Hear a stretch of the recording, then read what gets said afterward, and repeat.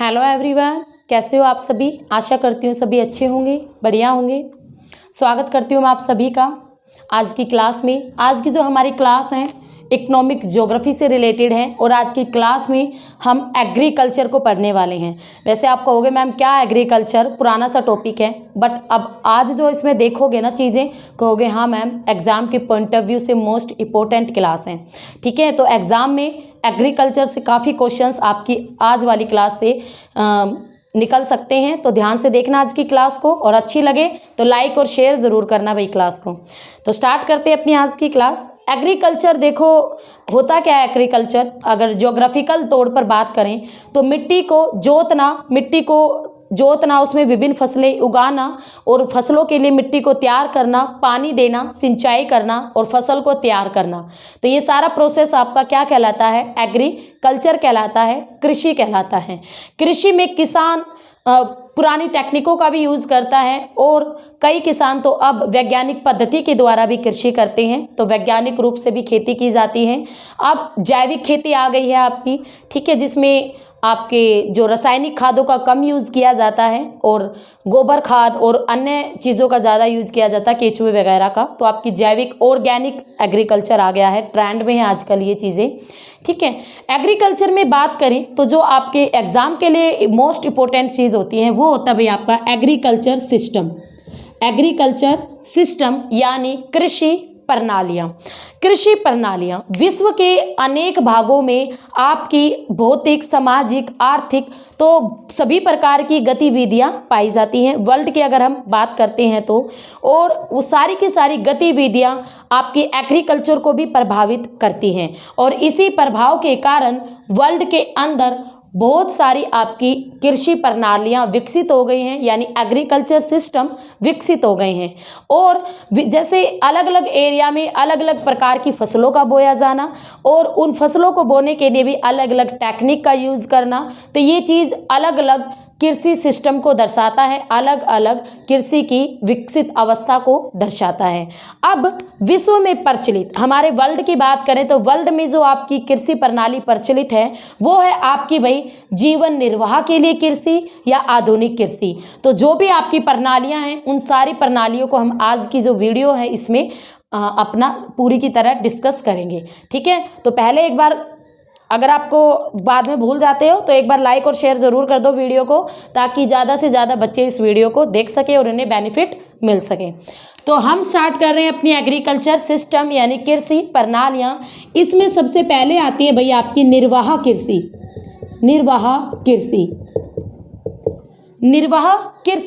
ठीक है, सब्सिस्टेंस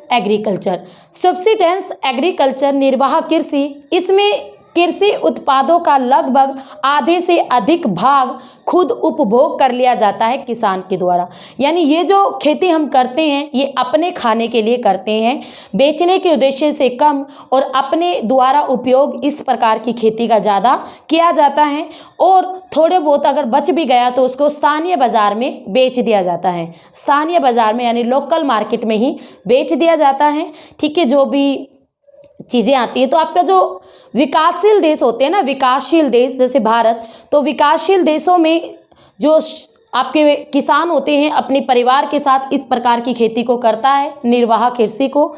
ठीक है, जीवन जीने के लिए, और अनाज और गेहूं वगैरह उगाकर अपना भरण पोषण करता है, अपना पालन पोषण करता है। इसे निर्वाह कृषि को अपने जीवन जीने के लिए उगाने की वजह से जीविकोपार्जी कृषि भी कहते हैं। जीविकोपार्जी कृषि के नाम से भी जानी जाती है आपकी निर्वाह कृषि, जीविकोपार्जी कृषि। दो प्रकार की होती है भाई आगे जाके ये, एक आता है इसमें आदिकालीन निर्वाह कृषि। ठीक है, और दूसरा आता है इसके अंतर्गत आपकी गहन निर्वाह कृषि। तो दो प्रकार की होती है ये आगे चल के। आदिकालीन निर्वाह कृषि की बात करते हैं तो कृषि के एग्रीकल्चर के सबसे पहले जिस आदिम स्वरूप का जन्म हुआ था, यानी पुराने टाइम में जो एग्रीकल्चर की जाती थी वो थी आपकी आदिकालीन निर्वाह कृषि। फॉर एग्जाम्पल आपकी स्थानांतरी कृषि। स्थानांतरी कृषि को आप सभी जानते होंगे ना, स्थानांतरी कृषि। तो स्थानांतरी कृषि कैसी होती है? कुछ लोग आए, किसी एरिया में वन उगे हुए हैं, पेड़ हैं, उन पेड़ों को काटा, लकड़ियों को जलाया, मिट्टी को साफ किया और वहाँ पर 3-4 साल खेती की। जब तक उस एरिया से आपकी पैदावार प्राप्त हो रही है तब तक खेती करेंगे, जब पैदावार खत्म हो गई उस एरिया को छोड़कर चले जाएंगे। तो इसीलिए आपकी ये जो स्थानांतरित कृषि है इसको काटो और जलाओ कृषि भी कहते हैं। काटो और जलाओ। काटो क्यों भाई? काटो, पेड़ को काटो और फिर जो पत्तियां वगैरह हैं, जो छोटी छोटी टहनियां, उनको जला देते थे। तो काटो और जलाओ कृषि के नाम से भी जानी जाती है स्थानांतरित कृषि।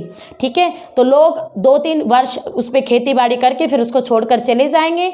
नेक्स्ट टाइम फिर कोई एरिया ढूंढेंगे, वहाँ पर वनों को फिर काटेंगे, वहाँ पर फिर से अवशेषों को जलाकर और खेती बाड़ी स्टार्ट कर देंगे। तो स्थानांतरित कृषि को इसीलिए काटो और जलाओ खेती के नाम से भी जाना जाता है। आदिम लोगों के द्वारा ज़्यादा की जाती है ये, आदिम जनजाति जो होती हैं आपकी, पुराने टाइप के लोग। तो अमेरिका में अगर हम बात करें तो अभी कुछ टाइम के लिए गहन निर्वाह कृषि में मिटा रही हूँ, अभी ये पढ़ेंगे आदिकालीन। तो जो आपका अमेरिका है, ठीक है, सॉरी अमेरिका नहीं, अफ्रीका है।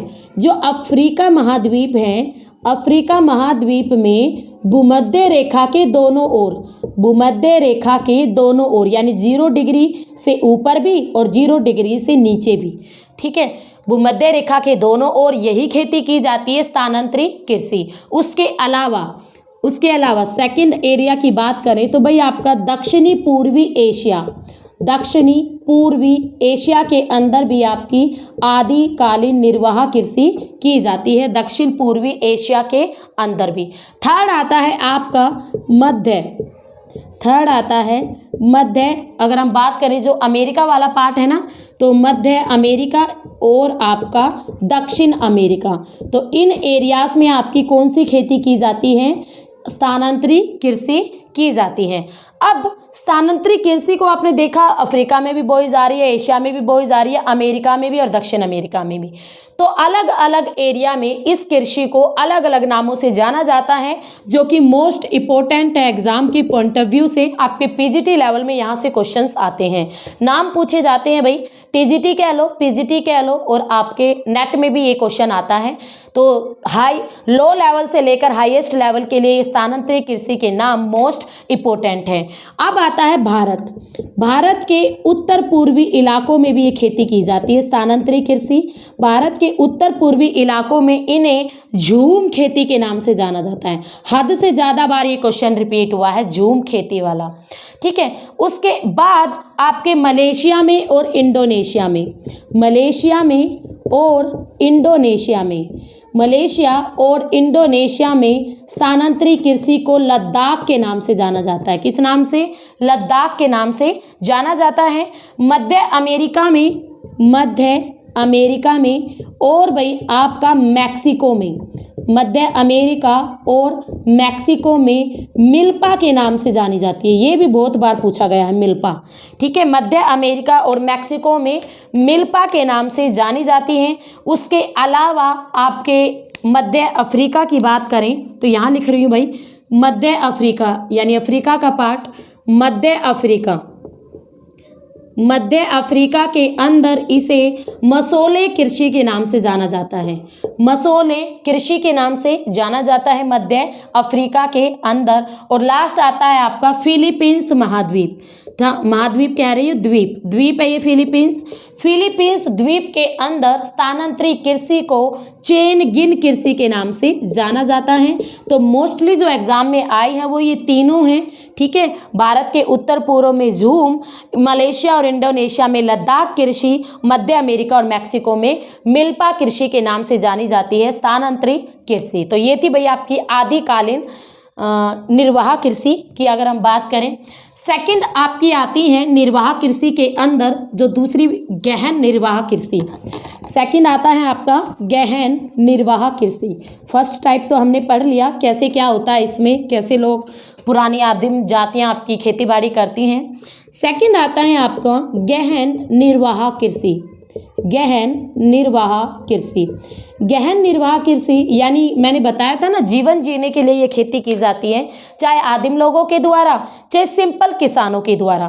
तो जो आपकी गहन निर्वाह कृषि है, इसमें अधिक उत्पादन, गहन निर्वाह, तो अधिक उत्पादन प्राप्त करने के उद्देश्य से भूमि पर आपकी पूंजी और श्रम को अधिक मात्रा में लगाया जाता है, यानी बेस्ट क्वालिटी के बीज, रासायनिक खाद, मजदूरों को यूज करके खेत में से अच्छी पैदावार को प्राप्त किया जाता है गहन कृषि के अंतर्गत। इसमें आपकी जो प्रति हेक्टेयर उपज होती है, प्रति हेक्टेयर जो उपज होती है इसमें अधिक होती है, क्योंकि मैंने आपको बताया ना सब कुछ बढ़िया बढ़िया क्वालिटी का यूज किया जाता है गहन निर्वाह कृषि के अंतर्गत। अब ये जो गहन निर्वाह कृषि है ये भी आपकी दो प्रकार की होती है। एक होती है भाई, इसमें सबसे पहले चावल प्रधान गहन निर्वाह कृषि, और दूसरी होती है आपकी चावल रहित गहन निर्वाह कृषि। तो दो प्रकार की होती है ये आपकी निर्वाह कृषि। तो भाई चावल प्रधान गहन निर्वाह कृषि, चावल प्रधान यानी चावल वाले एरिया, यहाँ की अगर जलवायु की बात करें तो पूरा लंबा वर्षा का टाइम होता है, वर्षा ज़्यादा होती है इन एरियाज़ में, और उसके अलावा आपकी गर्मी भी अच्छी खासी पड़ती है, तो चावल के लिए बेस्ट होते हैं ये एरियाज़। जैसे अगर हम बात करें एशिया के अंदर आपका जो भारत आता है, चीन आ जाता है, और उसके अलावा आपका Bangladesh, Myanmar, Korea, Philippines, Malaysia, ये सारे के सारे आपके चावल प्रधान गहन निर्वाह कृषि के अंतर्गत लाए जाते हैं। तो चावल के लिए उपयुक्त होते हैं ये वाले एरियाज। सेकंड, चावल रहित निर्वाह कृषि, तो जो देश अपनी ठंडी जलवायु के कारण और कम वर्षा के कारण चावल के अनुकूल नहीं होते, जैसे उत्तरी कोरिया, उत्तरी चीन, उसके अलावा आपका मंचूरिया और उत्तरी जापान, तो ये वाले एरिया चावल के लिए अच्छे नहीं हैं। यहाँ पर ठंड ज़्यादा पड़ती है और जलवायु ठंडी ज़्यादा रहती है, इसी वजह से ये चावल रहित गहन निर्वाह कृषि में डिवाइड किए जाते हैं। ठीक है, तो ये आपकी निर्वाह कृषि कंप्लीट होती हैं। सेकंड आती है आपकी एग्रीकल्चर सिस्टम के अंतर्गत। फर्स्ट हमारी कंप्लीट हो चुकी है जिसे हम बोलते हैं निर्वाह कृषि, पूरा डिटेल में स्टडी कर लिया है हमने इसको। सेकंड आता है भाई आपकी रोपण कृषि। सेकंड नंबर पर आती है रोपण कृषि।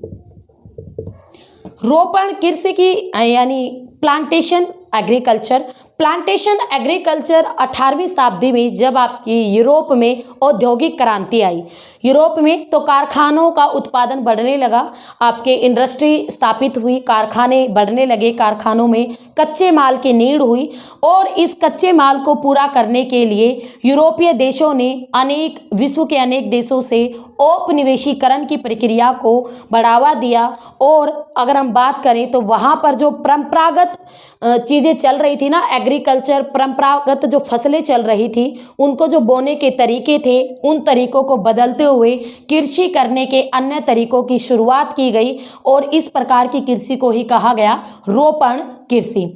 ठीक है, तो पश्चिमी देशों में वस्तुतः यह, अगर हम बात करें, आपकी एक वाणिज्य कृषि अवस्था है। कैसी? वाणिज्य, यानी व्यापार के उद्देश्य से की गई थी ये कृषि, व्यापार के उद्देश्य से, इसलिए वाणिज्य कृषि व्यवस्था भी कहते हैं। और पश्चिमी देशों में सबसे पहले कहाँ पर भाई? पश्चिमी देशों में, या आप यूरोप कह सकते हो, पश्चिमी देश कह सकते हो, पश्चिमी यूरोप या पश्चिमी देशों के अंतर्गत ये सबसे पहले लाई गई थी। ठीक है, तो इसके दौरान जैसे इसमें रोपण कृषि में ब्रिटेन वासियों के दौरान जैसे भारत में और श्रीलंका में चाय के बागान लगाए गए, उसके अलावा मलेशिया में रबड़ के बागान लगाए गए, बाग लगाए गए, पश्चिमी द्वीप समूह में आपके गन्ना वगैरह बोया गया और केले के बागान लगाए गए। तो ये जो सारी फसलें हैं, आपकी चाय, ठीक है, आपके केले और आपकी रबड़, ये सारी की सारी गन्ना आपकी रोपण कृषि के अंतर्गत आती हैं, व्यापार के उद्देश्य से बोए गए थे। ठीक है, उसी तरह आपके स्पेन में और अमेरिका यानी फिलीपींस की बात करें तो फिलीपींस में भी नारियल और चाय के बागान लगाए गए थे रोपण कृषि के अंतर्गत। इंडोनेशिया में एक समय गन्ने की कृषि का पूरा अधिकार हो गया था। सबसे ज़्यादा गन्ना बोया जाता था इंडोनेशिया में एक टाइम पर, और ब्राज़ील में अब भी देख लोगे ना तो आपका कॉफ़ी। मीन्स मेरा कहने का क्या कि जब किसी एग्रीकल्चर पर, किसी कृषि पर एक देश का एकाधिकार हो जाए, एक देश का एकाधिकार हो जाए उस फसल को बोने में, उसकी पैदावार में, तो वो फसल आपकी रोपण कृषि कहलाती है। जैसे देखो मैंने आपको बताया ना, ब्राज़ील में कॉफ़ी, भारत और श्रीलंका में चाय के बागान, मलेशिया में रबड़ के बागान, स्पेन और अमेरिका में गन्ने के बागान, पश्चिमी द्वीप समूह में गन्ने के बागान। तो ये स्पेशलिस्ट ही हो जाएगी, विशेष हो जाएगी वो कृषि वहाँ के एरियाज़ के लिए।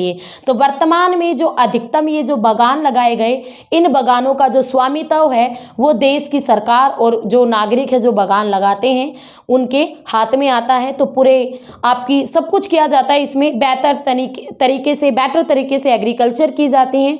आपके रासायनिक खाद, उर्वरक सब कुछ यूज करके एक टेक्निक के द्वारा, एक टेक्नोलॉजी के द्वारा खेती को किया जाता है रोपण कृषि के अंतर्गत।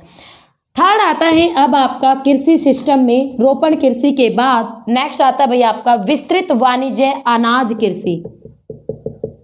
विस्तृत वाणिज्य अनाज कृषि।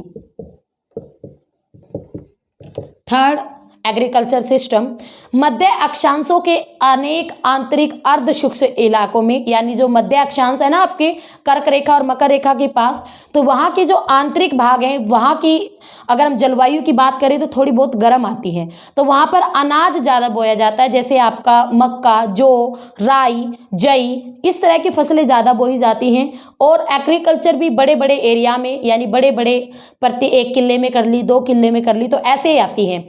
अब ऐसी जो कृषि होती है ना आपकी अनाज कृषि, पर्टिकुलर आपके अलग अलग महाद्वीपों की बात करें तो संयुक्त राज्य अमेरिका के, तो जो आपका यूएसए है, यूएसए के प्रेरी क्षेत्र में, यूएसए का जो प्रेरी क्षेत्र है, ठीक है, जिसे आपकी विश्व की रोटी की टोकरी भी कहते हैं, bread basket of world, prairie क्षेत्र को कहा जाता है। नेक्स्ट आता है भाई इसमें अर्जेंटीना का पंपास क्षेत्र, अर्जेंटीना का पंपास क्षेत्र, जिसे अर्जेंटीना का हृदय भी कहते हैं, हार्ट ऑफ अर्जेंटीना, पंपास क्षेत्र को कहते हैं। नेक्स्ट आता है आपका कजाकिस्तान का स्टेपी क्षेत्र, कजाकिस्तान का स्टेपी क्षेत्र, स्टेपी क्षेत्र, वैसे ये यूरोप में पड़ता है तो यूरोप का भी स्टेपी क्षेत्र बोल देते हैं इसको। नेक्स्ट आता है आपका ऑस्ट्रेलिया, ऑस्ट्रेलिया का डाउन्स क्षेत्र, ऑस्ट्रेलिया का डाउन्स, ये सारे है ना एक्चुअली आपके घास के मैदानों के नाम है, शीतोष्ण कटिबंधीय घास के मैदानों के नाम। आप एक जगह याद करना चाहते हो तो कर सकते हो। और न्यूजीलैंड एक और आता है भाई इसमें, न्यूजीलैंड, और न्यूजीलैंड का कैंटरबरी एरिया, कैंटरबरी एरिया यानी कैंटरबरी जगह, यहाँ पर आपकी जो कृषि की जाती है वो आपकी विस्तृत वाणिज्य अनाज कृषि होती है। अनाज के रूप में कृषि की जाएगी और विस्तृत एरिया में, छोटे मोटे खेत नहीं होंगे, बड़े बड़े खेतों में, यानी 5 किलो में गेहूं बो दिया, आपके 4 किलो में जौ बो दी, राई बो दी, तो मक्का बो दिया, तो इस तरह की फसलें की जाती है, अनाज बोया जाता है। और ये आपके एरियाज हैं वर्ल्ड के अंदर जहां पर आपकी विस्तृत वाणिज्य अनाज कृषि की जाती है। अब विस्तृत वाणिज्य अनाज कृषि के बाद नेक्स्ट आता है भाई हमारा कृषि सिस्टम में, एग्रीकल्चर सिस्टम में फोर्थ आती है आपकी मिक्स्ड एग्रीकल्चर यानी मिश्रित कृषि। मिश्रित कृषि, मिश्रित कृषि की बात करें तो इसमें आपको क्या होता है, इसमें एग्रीकल्चर तो होती ही होती है और एग्रीकल्चर के साथ साथ पशुपालन भी किया जाता है किसानों के द्वारा। एग्रीकल्चर तो करेंगे ही, एग्रीकल्चर के साथ साथ पशुपालन भी किया जाता है। तो जब कृषि के साथ साथ पशुपालन भी किया जाता है तो उसे कहते हैं मिश्रित कृषि यानी मिक्स्ड फार्मिंग। यहाँ पर आपकी जो खाद्यान्न फसलें हैं, ठीक है, जो खाद्यान्न फसलें हैं जो हम अपने खाने में यूज़ करते हैं, उन फसलों के साथ साथ आपकी कई बार नगदी फसलें भी बोई जाती हैं। तो आपकी पशुचारण भी होगा, नगदी फसलें भी बोई जाएंगी, खाद्यान्न फसलें भी बोई जाएंगी। तो सारी एग्रीकल्चर को मिक्स करके बोया जाता है। इस प्रकार की जो एग्रीकल्चर का सबसे अधिक प्रचलन आपके अमेरिका में है, संयुक्त राज्य अमेरिका में, अर्जेंटीना में है। आपके अफ्रीका, दक्षिणी अफ्रीका की बात करें, न्यूजीलैंड की बात करें, दक्षिण पूर्वी ऑस्ट्रेलिया की बात करें, तो इन सभी एरियाज में आपकी मिश्रित कृषि की जाती है, ठीक है। और अमेरिका में मिश्रित कृषि मक्के की पेटी में की जाती है। आप ये क्वेश्चन आया था एक बार, जो संयुक्त राज्य अमेरिका है, संयुक्त राज्य अमेरिका में जो आपकी मिश्रित कृषि की जाती है वो मक्के की पेटी में की जाती है। किस में की जाती है? मक्के की बेल्ट में की जाती है। जो एरियाज आपका स्पेशलाइज्ड है मक्के के लिए, तो उस एरिया में की जाती है संयुक्त राज्य अमेरिका में आपके मिश्रित कृषि। समझ गए भाई? ठीक है। तो और अलग अलग देखो, यहाँ पर आपको कृषि भी प्राप्त हो रही है, खाने के लिए भी, बेचने के लिए भी, और उसके साथ साथ आप दूध, मांस, अंडा यानी सब कुछ प्राप्त कर रहे हो। तो इस प्रकार जब आप कृषि में बहुत सारी चीज़ों को ऐड कर लेते हैं तो उसको कहते हैं आपकी मिश्रित कृषि। नेक्स्ट आता है भाई आपका 5th एग्रीकल्चर सिस्टम में डेयरी फार्मिंग। अब डेयरी भी आपकी इसके अंतर्गत ही शामिल की जाती है। डेयरी फार्मिंग की बात करें तो डेयरी फार्मिंग आपको सबको पता है डेयरी क्या होती है, जहाँ पर पशुओं को पाला जाता है, विशेष रूप से गाय को पाला जाता है, उनके भैंसों को पाला जाता है, उनके प्रजनन पर पूरा ध्यान दिया जाता है। तो उनको अच्छी खाद कह रही हूँ, अच्छी जो उनका खाना होता है ना, क्या बोलते हैं, बाट वगैरह, तो उनको अच्छे तरीके से खिलाया जाता है और फिर उनको पूरा ध्यान रखा जाता है, तो उसे कहते हैं आपकी डेयरी फार्मिंग। और अब आप देखोगे तो डेयरी फार्मिंग उन इलाकों में जहाँ ज़्यादा की जाती है जहाँ की जलवायु आर्द्र होती है। ठीक है, जहाँ की जलवायु आर्द्र होती है, ठंडी जलवायु वाले एरिया में ज़्यादा डेयरी फार्मिंग देखने को नहीं मिलती, क्योंकि पशुओं को बहुत ज़्यादा ठंड लगती है। यहाँ पर अगर बात करें आपकी जो डेयरी फार्मिंग में यानी जो डेयरियाँ खोली जाती हैं वो व्यापार के उद्देश्य से ज़्यादा खोली जाती हैं। और वर्ल्ड में भी जो आपकी वाणिज्य डेयरी फार्मिंग आती है, वर्ल्ड के अंदर, विश्व के अंदर जो वाणिज्य डेयरी फार्मिंग आती है यानी बेचने के उद्देश्य से, तो वो है भाई आपकी कहाँ पर, एक तो है भाई आपकी उत्तर पश्चिम यूरोप के अंदर, उत्तर पश्चिम यूरोप के अंदर है। दूसरी आती है आपकी USA यानी संयुक्त राज्य अमेरिका और कनाडा के अंदर आती हैं आपकी वाणिज्य डेयरी फार्मिंग। और तीसरा आता है आपका न्यूजीलैंड, और न्यूजीलैंड के अलावा दक्षिण पूर्वी ऑस्ट्रेलिया, ठीक है, जहाँ पर डाउन्स घास के मैदान पाए जाते हैं उस एरिया में, ऑस्ट्रेलिया में, ठीक है, और तस्मानिया द्वीप। तो इन सभी में ही जो डेयरी फार्मिंग की जाती है वो वाणिज्य तौर पर की जाती है, यानी जो पशुओं को पाला जाता है, उनका ध्यान रखा जाता है, वो व्यापार के उद्देश्य से किया जाता है। ठीक है, तो ये था आपका डेयरी फार्मिंग।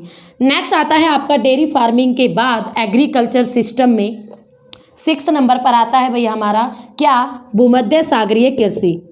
भूमध्य सागरीय कृषि, जैसा कि नाम से ही पता चल रहा है, जो ये कृषि होती है आपकी भूमध्य सागरीय, ये भूमध्य सागर के आसपास के जो तटीय इलाके हैं, जो देश हैं, वहाँ पर की जाती हैं। जैसे आपके भूमध्य सागर के तटीय क्षेत्रों में, एशिया की कुछ पार्ट में, और आपके यूरोप के देशों में भी आपकी भूमध्य सागरीय कृषि की जाती है। ठीक है, और भूमध्य सागरीय तटों से दूर यही कृषि व्यवस्था आपकी कुछ कैलिफोर्निया में जो कि आपका अमेरिका में है, ठीक है, और चिली में जो कि दक्षिण अमेरिका में है, इन और ऑस्ट्रेलिया में भी आपकी भूमध्य सागरीय कृषि की जाती है। इस कृषि में आपके रसदार फलों को उगाया जाता है। ठीक है, रसदार फलों को, जैसे अगर हम बात करें आपका अंगूर हो गया, आपका जैतून हो गया, नींबू हो गया, ठीक है, संतरा हो गया, कहते हैं सिट्रस फलों के लिए भी जो कृषि आपकी फेमस है वो आपकी भूमध्य सागरीय कृषि ही है। ठीक है, सिट्रस फलों के लिए अंगूर, जैतून, अंजीर भी इसी के अंतर्गत आता है। तो इनकी सबकी खेती की जाती है भूमध्य सागरीय कृषि के अंतर्गत। अनेक देश तो अच्छे किस्म के अंगूर उत्पादन के कारण आपकी जो उच्च गुणवत्ता वाली शराब को भी बनाते हैं, क्योंकि अधिकतर जो शराब है आपकी अंगूरों से बनती है। ठीक है, और निम्न जो आपके होते हैं ना, जो कम अच्छे अंगूर होते हैं, तो उनसे आपकी किशमिश बनाई जाती है और मनक्का बनाई जाती हैं। जो बढ़िया क्वालिटी के अंगूर होते हैं उनसे शराब बनाई जाती हैं। तो भूमध्य सागर के तटीय इलाकों के साथ साथ आपके यूरोप में भी, अफ्रीका के कुछ पार्ट में, दक्षिण अमेरिका के कुछ पार्ट में, ऑस्ट्रेलिया में भी, ठीक है, तो आपके बहुत सारी जगह पर, अमेरिका के अंदर भी भूमध्य सागरीय कृषि आपकी पाई जाती है। तो याद रखना, ये क्वेश्चन आते हैं सिट्रस फलों के लिए किस प्रकार की कृषि इंपॉर्टेंट होती हैं। रसदार फल बोए जाते हैं, इसमें फलों पर ज़्यादा ध्यान दिया जाता है, जैसे अंगूर वगैरह के लिए। नेक्स्ट आती हैं आपकी एग्रीकल्चर सिस्टम के अंतर्गत आपकी भूमध्य सागरीय कृषि के बाद 7th आती है बाजार के लिए खेती करना। बाजार के लिए कोई कृषि करना, खेती करना, यानी बाजार के लिए आप खेती कर रहे हो या बाजार के लिए आप उद्यान कृषि कर रहे हो। बाजार के लिए, पर किसके लिए करोगे? मार्केट के लिए, यानी पूरी की पूरा बेचने के लिए, नगदी फसल, ठीक है, यानी बेचने के लिए तो कर रहे हो, तो नगदी कमाने के लिए, पैसा कमाने के लिए, व्यापार के उद्देश्य से जब सब्जियों को और फलों को, उद्यान में आपके सब्जी और फल दोनों चीज़ आते हैं और नगर से काफ़ी दूर वाले इलाकों पर ये बोए जाते हैं और परिवहन की भी इसमें आवश्यकता पड़ती है भाई, ठीक है। तो इस प्रकार की जो कृषि होती है इसको कहते हैं ट्रक कृषि। क्या कहते हैं? ट्रक कृषि। क्यों? क्योंकि भाई परिवहन की आवश्यकता पड़ती है और ये ट्रक शब्द जो है अमेरिका से आया है। ट्रक जो ये शब्द है इस कृषि के लिए जो यूज़ हुआ है ये अमेरिका में किया जाता है, यानी अमेरिका में इस प्रकार की कृषि को ट्रक कृषि के नाम से जाना जाता है। और यहाँ पर अमेरिका के अंदर ये ट्रक जो वर्ड है इसका मीनिंग क्या होता है? बाजार के लिए उगाई गई सब्जियाँ और फल। ट्रक का मीनिंग अमेरिका में क्या होता है? बाजार के लिए उगाई गई सब्जियाँ और फल। तो बाजार के लिए उगाए जाते हैं, ठीक है। तो आपकी ये पूरी की पूरी कृषि बाजार खेती और उद्यान खेती, तो व्यापार के उद्देश्य से ये की जाती है। नेक्स्ट आती है आपकी सहकारी कृषि।